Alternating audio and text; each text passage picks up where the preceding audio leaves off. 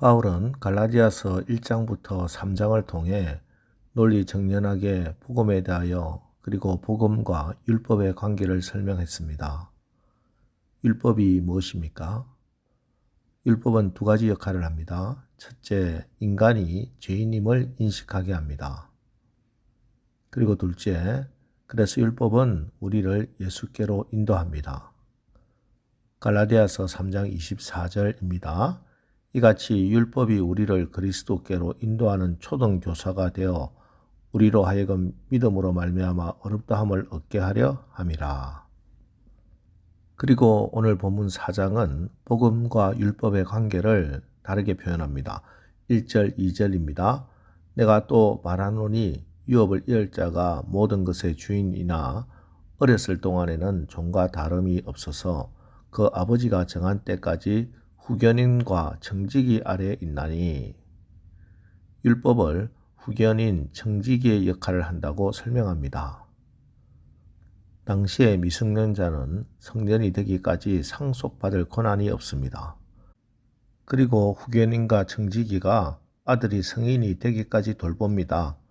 그러다가 성인이 되면 이 아들은 상속권을 받게 되고 이제는 후견인과 청지기를 다스리게 되는 거지요.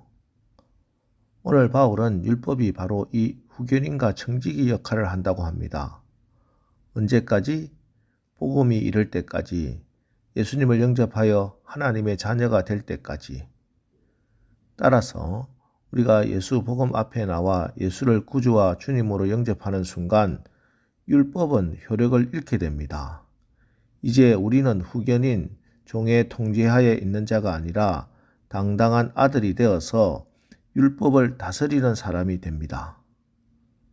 그런데 다시 율법 아래 들어가서 율법을 따르는 것은 다시 종노릇하는 것이다, 이렇게 말씀하는 겁니다. 그렇습니다. 복음은 우리가 하나님을 아버지라고 부르고 하나님의 자녀가 되는 권세를 주신 것입니다. 저는 언젠가 갈라디아서 오늘 본문을 읽고 묵상하는 가운데 4장 6절 7절 너희가 아들이므로 하나님이 그 아들의 영을 우리 마음 가운데 보내사 아빠 아버지라 부르게 하셨느니라.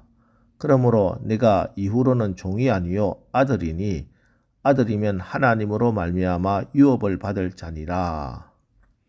이 말씀이 하나님의 음성으로 들려왔습니다. 이 하나님의 음성을 듣고 내가 하나님의 아들이구나. 하나님이 정말 내 아버지시구나.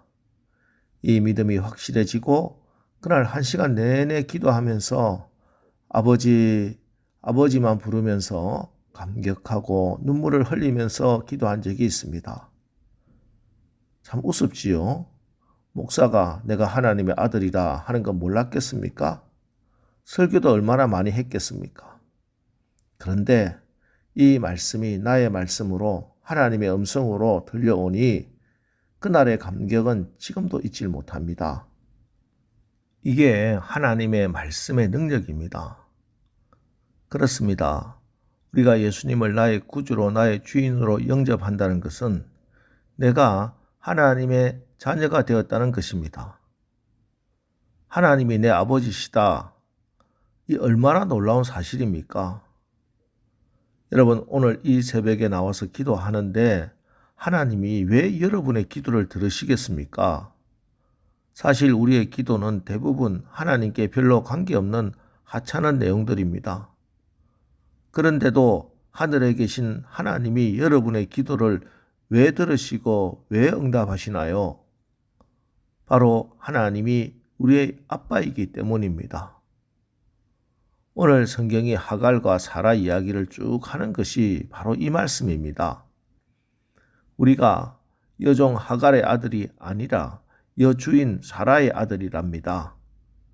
그런데 23절 여종에게서는 육체를 따라 낳고 자유 있는 여자에게서는 약속으로 말미암았느니라. 하갈은 종입니다. 이스마엘은 인간적인 생각과 인간적인 노력으로 태어난 종의 자식입니다. 반면에 이삭은 자유 있는 여주인의 아들입니다. 이 여주인은 경수가 끊어져서 인간적인 노력과 가능성으로는 불가능한 것을 하나님이 이미 약속해 주신 그 약속 때문에 하나님이 주신 아들입니다. 베드로전서 1장 23절 너희가 거듭난 것은 썩어질 씨로 된 것이 아니요 썩지 아니할 씨로 된 것이니 살아있고 항상 있는 하나님의 말씀으로 되었느니라. 그렇습니다. 하나님이 우리의 아빠라 하는 이것은 여러분이 어떤 인간적인 생각이나 노력으로 된 게 아닙니다. 하나님이 우리를 당신의 자녀 삼아주시고 하나님이 우리 아버지 되어주신다고 약속하신 그 약속에 따라 그 말씀에 따라 예수님을 보내주시고 십자가에서 죽게 하시고 부활하게 하셔서 주신 언약의 성취입니다. 여러분 하나님의 말씀을 근거로 삼고 하나님의 말씀을 이유로 삼으십시오. 하나님을 아빠라 부를 수 있는 자격과 권세 도대체 누가 우리에게 부여합니까? 예수님입니다. 예수님은 이 땅에 계시면서 늘 하나님을 아빠라 부르셨습니다. 그런데 단 한 번 예수님이 하나님을 아버지라 부르지 못하던 때가 있습니다. 바로 십자가 위에서였습니다. 예수님은 제3시 오전 9시에 십자가에 달리셨는데 제6시 정오부터 9시 오후 3시까지 온 땅에 어둠이 임했습니다.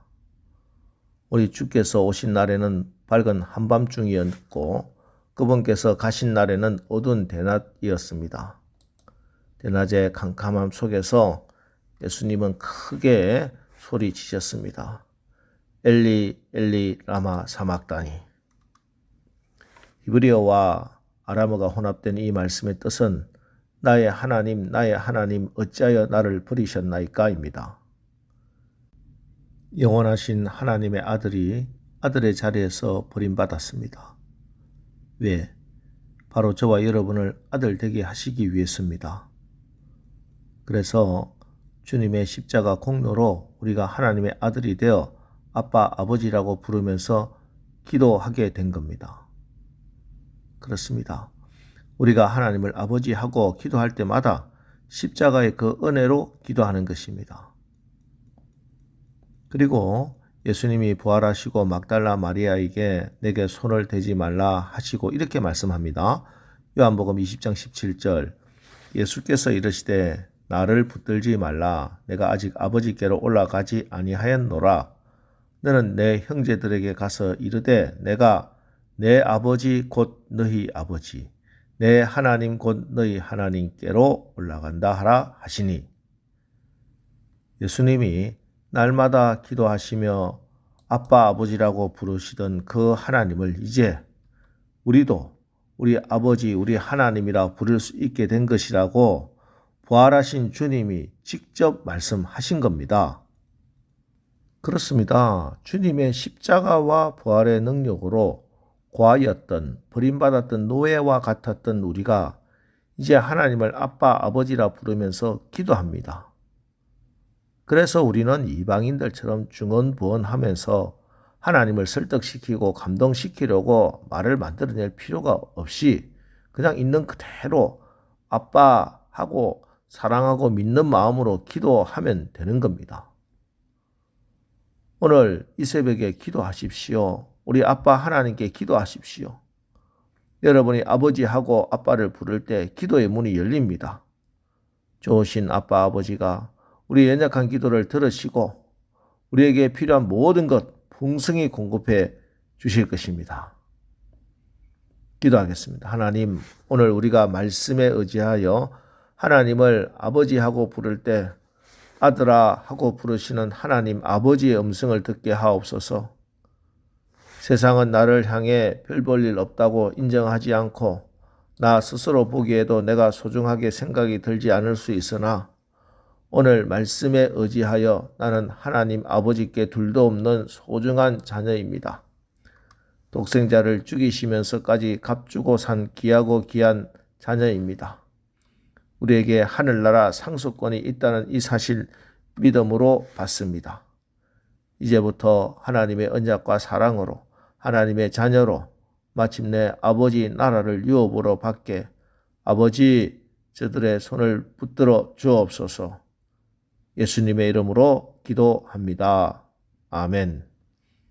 자, 이제 오늘 말씀을 붙들고 주여 오늘 하루도 우리가 하나님의 자녀로 하나님 나라의 유업을 받고 아버지 하나님의 능력과 하나님의 영광을 드러내는 하루를 살게 하옵소서.